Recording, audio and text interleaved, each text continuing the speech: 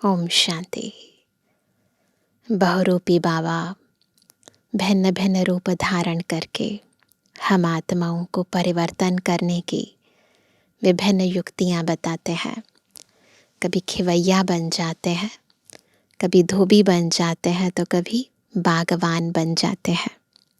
आज की मुरली में बाबा बागवान बनकर आए हैं और बाबा का एक ही लक्ष्य रहता है कि हमें कांटों से फूलों की दुनिया में ले जाएं, हमें भी कांटे से फूल बना दें, हमारे अंदर की दुखदाई वृत्तियों को, पुराने संस्कारों को, स्वभावों को बदल दें और हमें संपूर्ण पवित्र बना दें। और इसके लिए बाबा हमें हर रोज़ एक बहुत ही सुंदर विधि बार बार याद दिलाते हैं कि हमें बाबा को दिल से प्यार से याद करना है, तभी हम कांटे से फूल बन पाएंगे, अपवित्र से पवित्र बन पाएंगे। हमारे अंदर की कमी, कमज़ोरियाँ, विकार सदा काल के लिए समाप्त हो पाएंगे। तो आज की मुरली भी हमें ऐसे ही कांटों से फूल बना रही है। सुनते हैं प्यारे बाबा के मधुर महावाक्य। आज है 30 जून 2025। बाबा के महावाक्य हैं, मीठे बच्चे, बाप आए हैं तुम्हें ज्ञान से शुद्ध खुशबूदार फूल बनाने। तुम्हें कांटा नहीं बनना है, कांटों को इस सभा में नहीं लाना है ना। जो दुख देने वाले हैं, जिनमें विकार हैं, बाबा चाहते हैं उन्हें बाबा की सभा में नहीं लेकर आना है। प्रश्न है, जो बच्चे याद की यात्रा में मेहनत करते हैं उनकी निशानी क्या होगी? सब अपने अंदर ये निशानियाँ चेक करेंगे। उत्तर है, याद की मेहनत करने वाले बच्चे बहुत खुशी में रहेंगे। बुद्धि में रहेगा कि अभी हम वापस लौट रहे हैं, फिर हमें खुशबूदार फूलों के बगीचे में जाना है। तुम याद की यात्रा से खुशबूदार बनते हो और दूसरों को भी बनाते हो। ओम शांति। बागवान भी बैठा है, माली भी है, फूल भी है। यह नई बात है ना। कोई नया अगर सुने तो कहेंगे ये क्या कहते हैं। पुरानों को तो पता है ना, बागवान, फूल आदि ये क्या है ना। ऐसी बातें तो कभी शास्त्रों में सुनी नहीं। तो ये बाबा की एक अलंकृत भाषा है ना। बाबा विभिन्न उदाहरणों के द्वारा, दृष्टांतों के द्वारा हमें समझाते हैं। तुम बच्चे जानते हो, याद भी करते हैं बागवान खिवैया को। अब यहाँ आए हैं, बाबा को याद तो करते हैं ना। यहाँ से पार ले जाने, खिवैया है तो पार ले जाएगा। बाप कहते हैं याद की यात्रा पर रहना है। अपने को आपे ही देखो, हम कितना दूर जा रहे हैं, कितना अपनी सतो प्रधान अवस्था तक पहुँचे हैं। खुद ही चेक करो। जितना सतो प्रधान अवस्था होती जाएगी तो समझेंगे अभी हम लौट रहे हैं। कहाँ तक हम पहुँचे हैं? सारा मदार याद की यात्रा पर है। खुशी भी चढ़ी रहेगी, है ना। जितना नज़दीक जाएंगे खुशी भी चढ़ी रहेगी। जो जितनी जितनी मेहनत करते हैं उतना उनमें खुशी आएगी। जैसे इम्तिहान के दिन होते हैं तो स्टूडेंट समझ जाते हैं ना, हम कहाँ तक पास होंगे। पता होता है ना कितनी हमने तैयारी की है ना। यहाँ भी ऐसे है।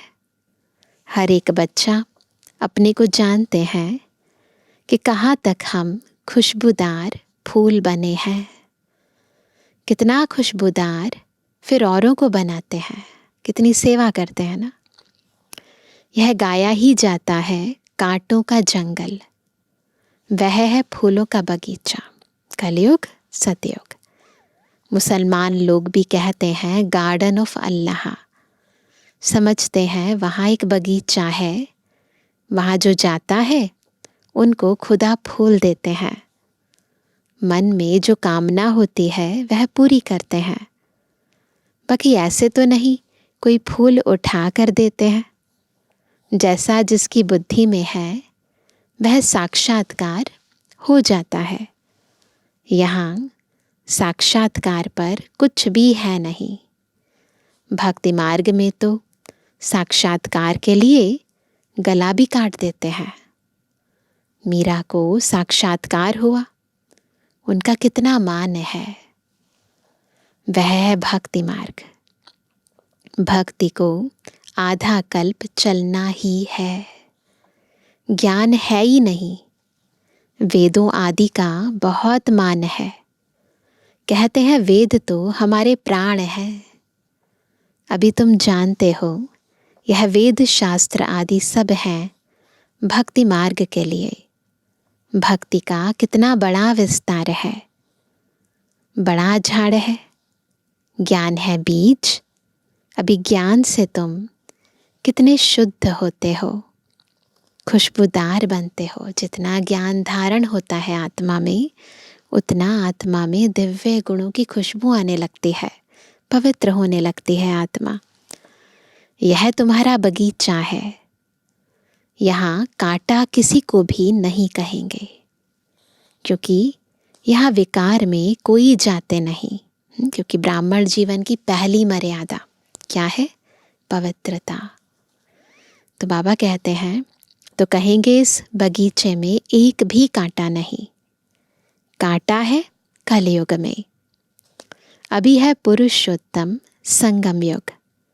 इसमें कांटा कहाँ से आया? अगर कोई कांटा बैठा है तो अपने को ही नुकसान पहुंचाते हैं, क्योंकि यह इंद्रप्रस्थ है ना। इसमें ज्ञान परियां बैठी हैं।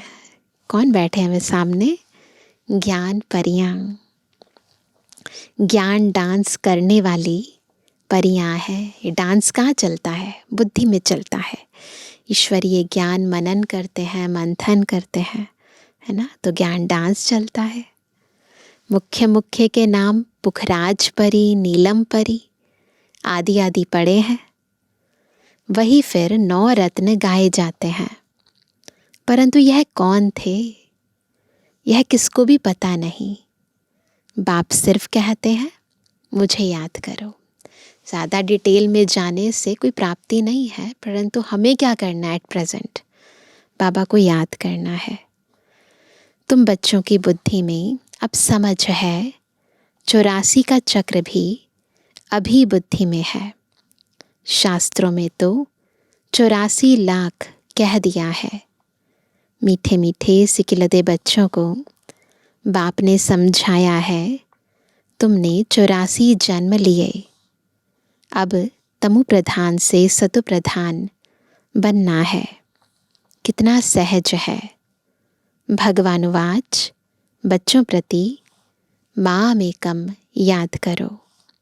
अभी तुम बच्चे खुशबूदार फूल बनने के लिए अपने को आत्मा समझ बाप को याद करो। कांटे नहीं बनो। यहाँ सब मीठे मीठे फूल हैं। सब कैसे हैं? मीठे मीठे फूल, कांटा नहीं। हाँ, माया के तूफान तो आएंगे। माया ऐसी कड़ी है जो झट फंसा देगी। फिर पछताएंगे, हमने यह क्या किया। हमारी तो की कमाई सारी चट हो गई। यह है, आज बाबा बार बार याद दिला रहे हैं, ये क्या है? बगीचा। बगीचे में अच्छे अच्छे फूल भी होते हैं। इस बगीचे में भी कोई तो फर्स्ट क्लास फूल होते जाते हैं। जैसे मुगल गार्डन में अच्छे अच्छे फूल होते हैं, सब जाते हैं देखने। यहाँ तुम्हारे पास कोई देखने तो आएंगे नहीं, है ना, क्योंकि यहाँ तो फूल बन रहे हैं ना, है ना, पवित्र बन रहे हैं ना। तुम कांटों को क्या मुंह दिखाएंगे? गायन भी है, मूत पलीती कप्पड़ धोए। बाबा को जप साहेब सुखमणि आदि सब याद थी ब्रह्मा बाबा को। गुरु ग्रंथ साहिब का पाठ करते थे, अखंड पाठ भी करते थे। 8 वर्ष का था तो पटका बांधता था, रहता ही मंदिर में था। मंदिर की चार्ज सारी हमारे ऊपर थी। तो ब्रह्मा बाबा अपना अनुभव बता रहे हैं। अभी समझते हैं मूत पलीती कपड़ धोने का अर्थ क्या है। आत्मा मैली हो गई है ना, इसको धोना है। तो अभी समझते हैं मूत पलीती कपड़े धोने का अर्थ क्या है। महिमा सारी बाबा की ही है। ये करता कौन है?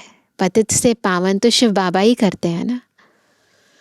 अभी तुम बच्चों को बाप बैठ समझाते हैं, बच्चों को कहते भी हैं अच्छे अच्छे फूल लाओ, है ना।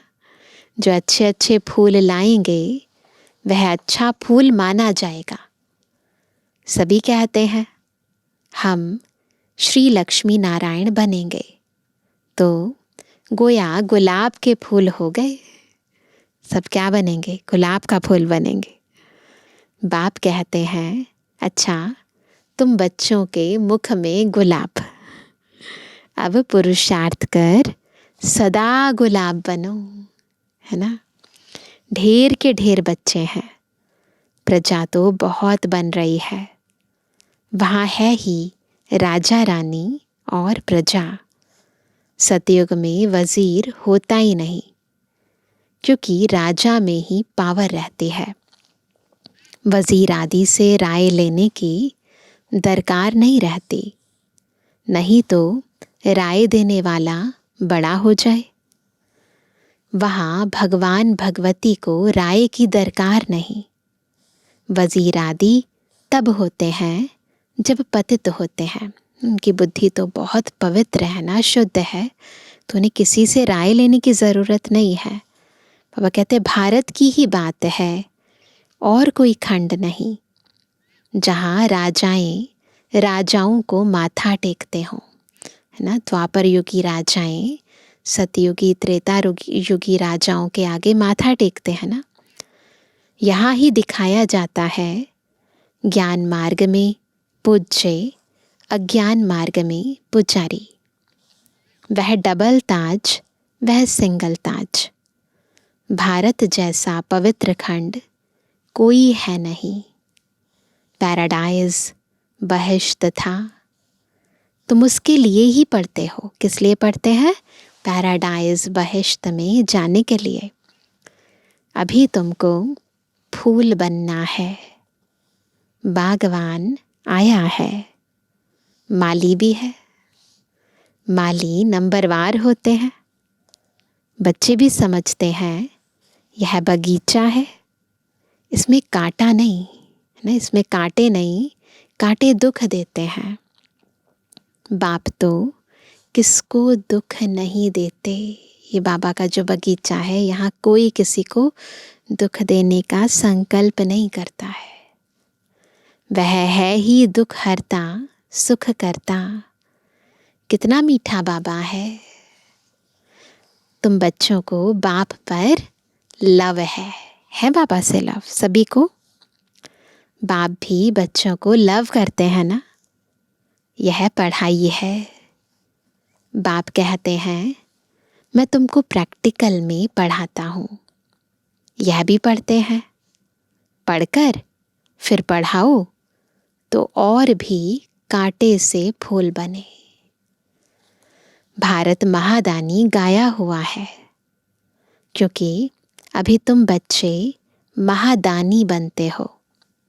अविनाशी ज्ञान रत्नों का तुम दान करते हो। बाबा ने समझाया है आत्मा ही रूप बसंत है। बाबा भी रूप बसंत है। उनमें सारा ज्ञान है, ज्ञान का सागर है। परमपिता परमात्मा वह अथॉरिटी है ना। ज्ञान का सागर एक बाप है, इसलिए गाया जाता है। इस पर क्या गायन है?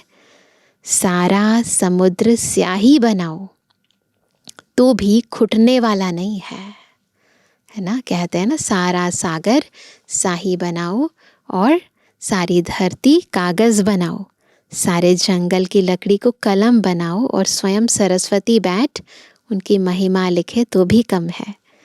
तो बाबा कहते हैं, तो ऐसे कहते हैं ना, वो भी घुटने वाला नहीं है।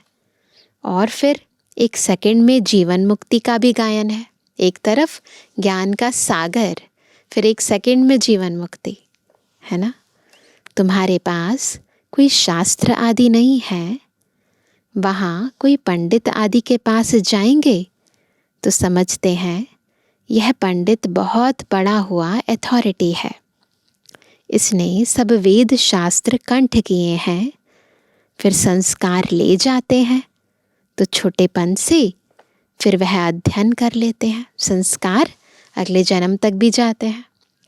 तुम संस्कार नहीं ले जाते हो, तुम पढ़ाई की रिजल्ट ले जाते हो।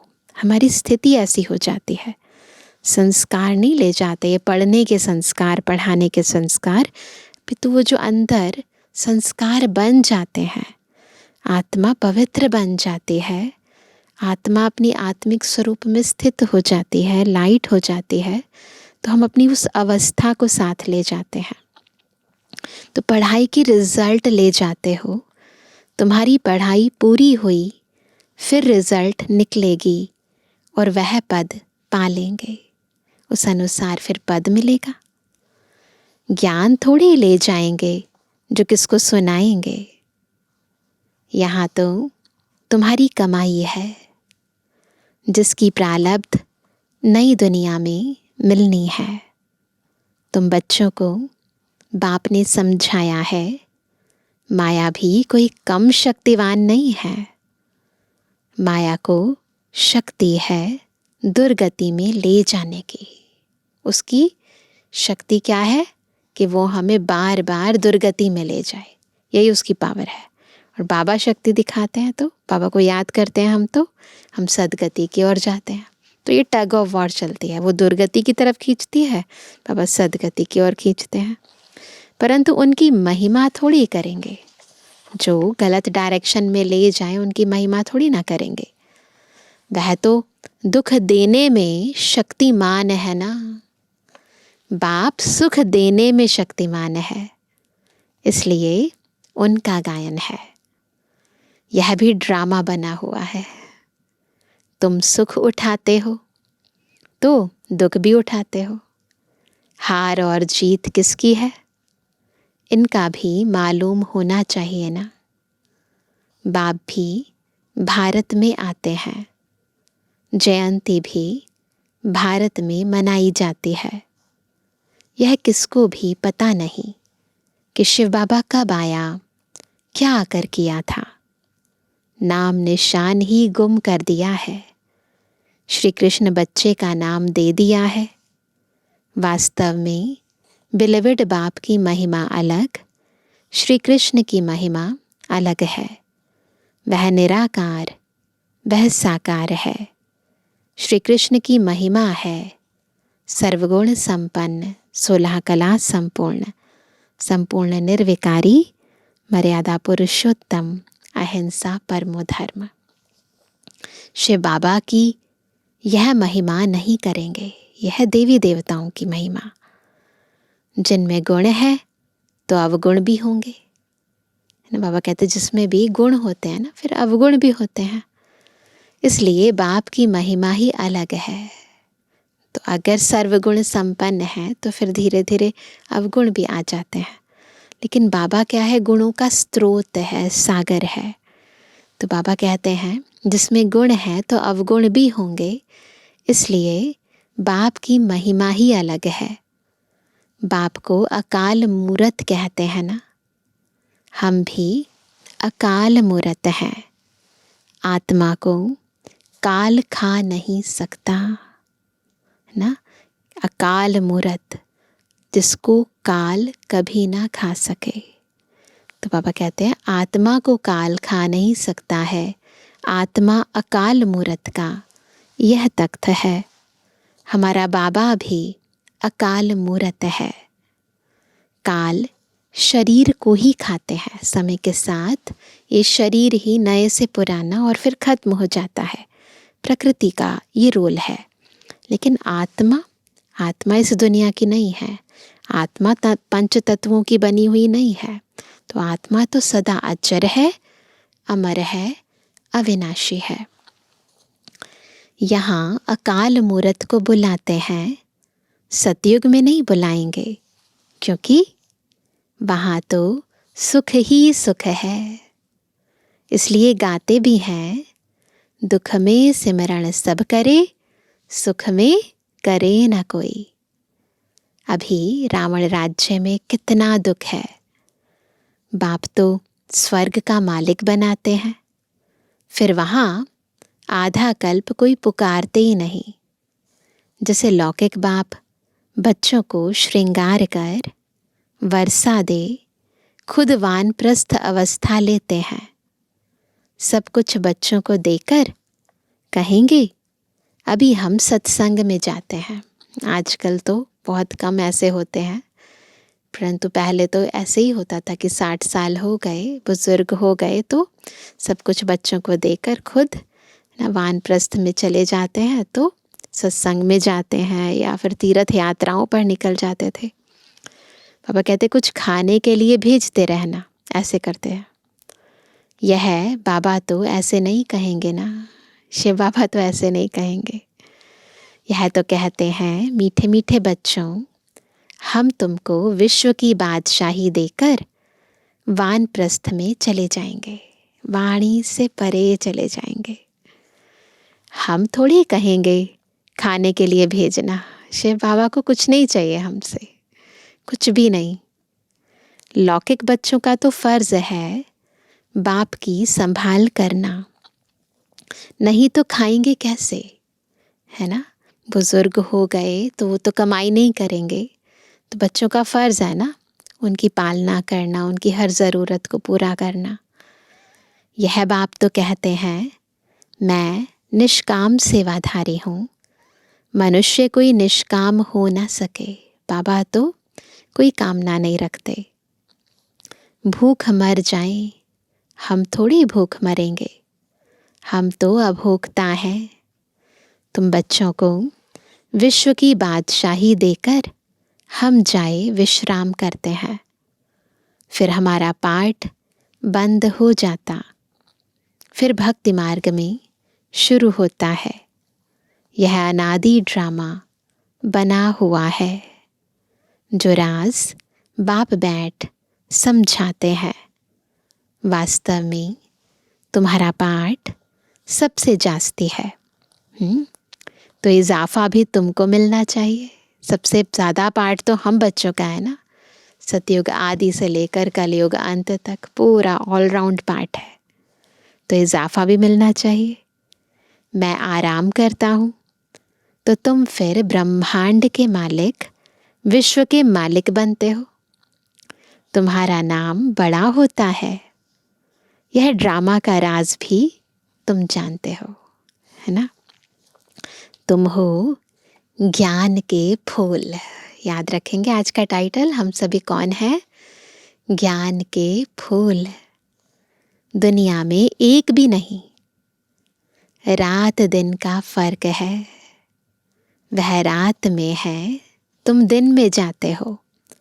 आजकल देखो वन उत्सव करते रहते है ना। अब भगवान मनुष्यों का वनोत्सव कर रहे हैं ना, पेड़ लगाते हैं ना, वृक्षारोपण करते हैं, तो बाबा भी क्या कर रहे हैं? मनुष्यों का वनोत्सव कर रहे हैं, है ना। बाप देखो कैसी कमाल करते हैं, जो मनुष्य को देवता, रंग को राव यानी राजा बना देते हैं। अभी बेहद के बाप से तुम सौदा लेने आए हो। क्या करने आए हैं? बाबा से सौदा लेने आए हैं। कहते हो बाबा हमको रंग से राव बनाओ। यह तो बहुत अच्छा ग्राहक है। उनको तुम कहते भी हो, क्या कहते हैं बाबा को? दुख हरता सुख करता। इन जैसा दान कोई होता ही नहीं। वह है सुख देने वाला। बाबा हम सबको सुख देते हैं, दुख हर लेते हैं। बाप कहते हैं भक्ति मार्ग में भी मैं तुमको देता हूँ। यह ड्रामा में नूंद है साक्षात्कार आदि की। अब बाप बैठ समझाते हैं मैं क्या क्या करता हूँ। साक्षात्कार कराते हैं, मनोकामनाएं पूर्ण कर देते हैं। अभी देखो हमें ज्ञान दे रहे हैं, योग सिखा रहे हैं, तो बाबा बताते हैं मैं क्या क्या करता हूँ। आगे चलकर समझते जाएंगे। आखिरीन अंत में तुम नंबरवार कर्मातीत अवस्था को पाएंगे। यह सब ड्रामा में नूंद है, फिर भी पुरुषार्थ कराया जाता है। यद्यपि पता है हमें सब कुछ ड्रामा प्लान अनुसार हो रहा है, सब ड्रामा में नूंद है, परंतु फिर भी पुरुषार्थ कराया जाता है। क्या? बाप को याद करो।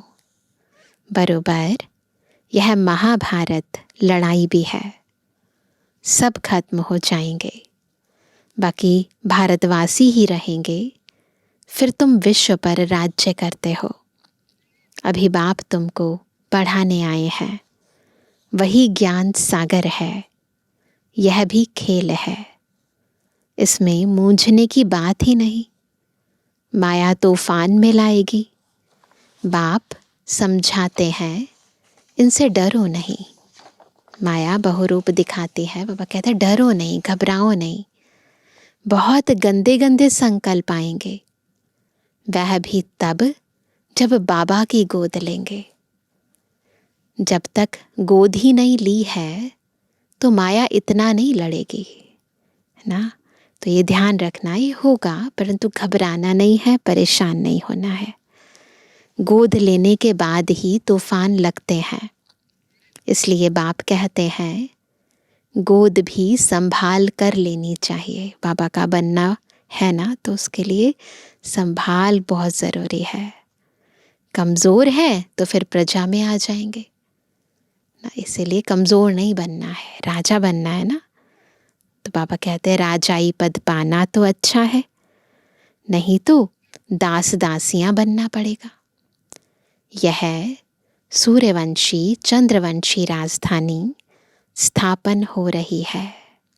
अच्छा मीठे किसी के लिए जवानी बच्चों पे जुबानी बाप दादा का दिल जान सको प्रेम से नंबरवार प्रसाद अनुसार यादगार। रूहानी बच्चों की, रूहानी बाप दादा को गुड मॉर्निंग, नमस्ते नमस्ते नमस्ते। धारणा के लिए मुख्य सार पहला, रूप बसंत बन अविनाशी ज्ञान रत्नों का दान कर महादानी बनना है। जो पढ़ाई पढ़ते हो वह दूसरों को भी पढ़ानी है। दूसरा, किसी भी बात में मूंझना व डरना नहीं है, अपनी संभाल करनी है। अपने आप से पूछना है मैं किस प्रकार का फूल हूँ, मेरे में कोई बदबू तो नहीं है ना, विकारों की बदबू तो नहीं है। वरदान है दृढ़ संकल्प द्वारा कमजोरियों रूपी कलयुगी पर्वत को समाप्त करने वाले समर्थी स्वरूप भव। कैसे बनेंगे समर्थी स्वरूप? जब दृढ़ संकल्प से कमजोरी रूपी, जितनी भी कमजोरियां हैं, कमजोरियों रूपी कलयुगी पर्वत को समाप्त करेंगे। दिल शिकस्त होना किसी भी संस्कार व परिस्थिति के वशीभूत होना, व्यक्ति व वैभवों के तरफ आकर्षित होना, तीन चीज़ें, इन तीन कमजोरियों को नोट करेंगे। दिल शिकस्त होना, किसी भी संस्कार व परिस्थिति के वशीभूत होना, व्यक्ति व वैभवों के तरफ आकर्षित होना, इन सब कमजोरियों रूपी कलयुगी पर्वत को दृढ़ संकल्प की अंगुली देकर सदा काल के लिए समाप्त करो। दृढ़ता चाहिए किसी भी कमजोरी को खत्म करने के लिए, अर्थात विजयी बनो। विजय हमारे गले की माला है, सदा स्मृति से समर्थी स्वरूप बनो। यही स्नेह का रिटर्न है।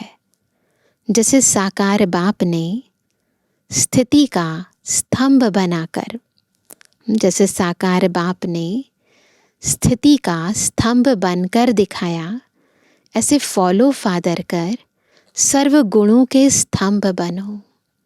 अपनी स्थिति में अचल अडोल बनना, स्तंभ बनना।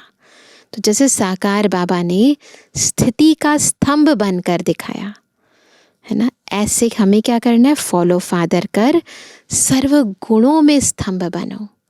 बिल्कुल सब गुणों को पूरी तरह जीवन में धारण करो, है ना, एकदम उन पर एकाग्र रहो, अचल रहो, अडोल रहो, ऐसे स्तंभ बनो, है ना। स्लोगन है, साधन सेवाओं के लिए है, आराम पसंद बनने के लिए नहीं। याद रखना है, साधन सेवाओं के लिए बाबा ने दिए हैं, इसलिए नहीं कि हम आराम पसंद बन जाएं। आज का अव्यक्त इशारा, आत्मिक स्थिति में रहने का अभ्यास करो, अंतर्मुखी बनो।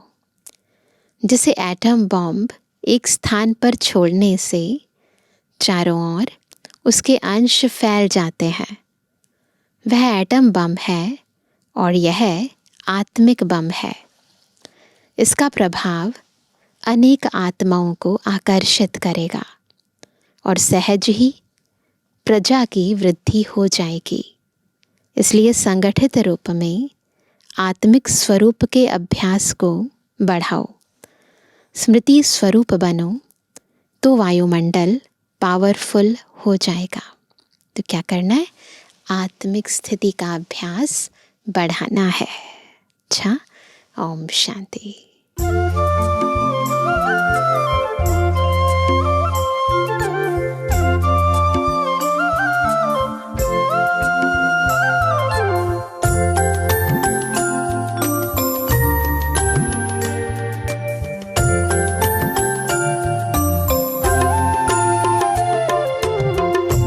ईश्वर से जो प्रीत लगाए, बन जाए वो गुणवान। ईश्वर से जो प्रीत लगाए, बन जाए वो गुणवान। उच्च विचार शुभ कर्मों से, उच्च विचार शुभ कर्मों से, जग में बनता सबसे महान, जग में बनता सबसे महान। ईश्वर से जो प्रीत लगाए, बन जाए वो गुणवान, बन जाए वो गुणवान।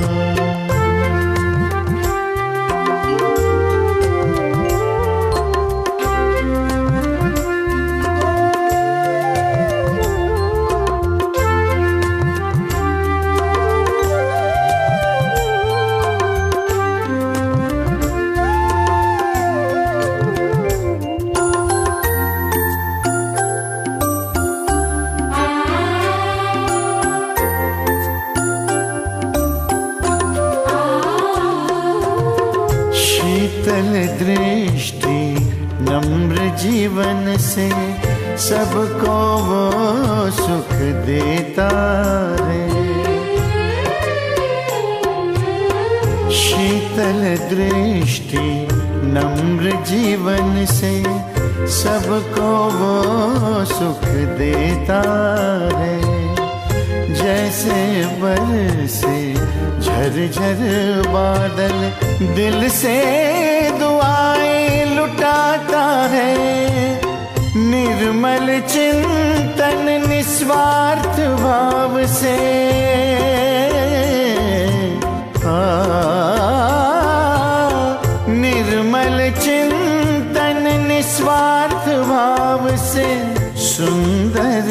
रचता अपना जहान, सुंदर रचता अपना जहान। ईश्वर से जो प्रीत लगाए,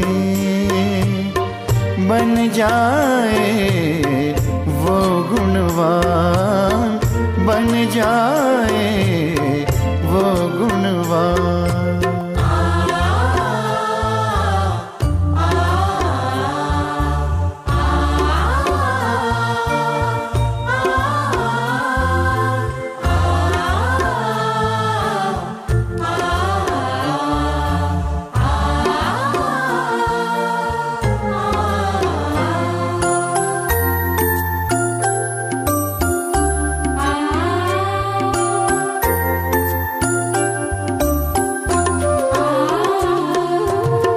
जैसे धार से पत्थर पिघले, कष्टों को सह कर खुद को बदले।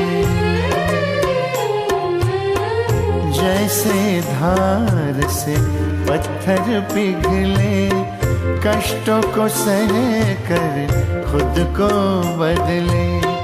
दृढ़ता की वो मूरत बनकर चलता विश्व कल्याण पथ पर, उसकी भावना बांटे करुणा।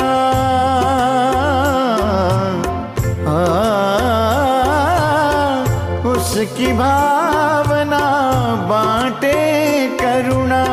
स्नेह शीतलता उसकी शान, स्नेह शीतलता उसकी शान। ईश्वर से जो प्रीत लगाए, बन जाए वो गुणवान, बन जाए वो गुणवान।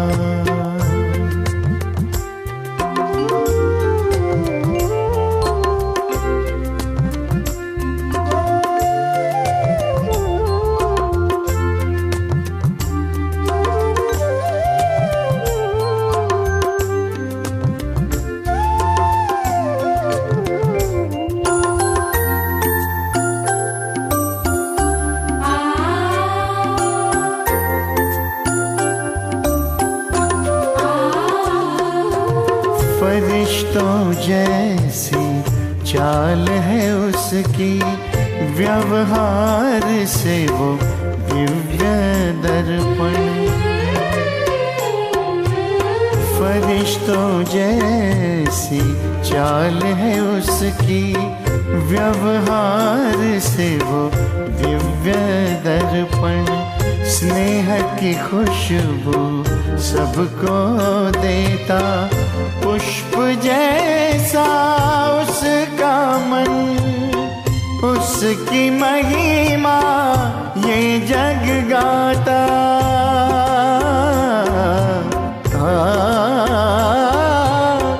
उसकी महिमा ये जग गाता। कहलाता वो चरित्रवान, कहलाता वो चरित्रवान। ईश्वर से जो प्रीत लगाए, बन जाए वो गुणवान। ईश्वर से जो प्रीत लगाए, बन जाए वो गुणवान। ऊंच विचार शुभ कर्मों से, ऊंच विचार शुभ कर्मों से, जग में बनता सबसे महान, जग में बनता सबसे महान। ईश्वर से जो प्रीत लगाए, बन जाए वो गुणवान, बन जाए बन जाए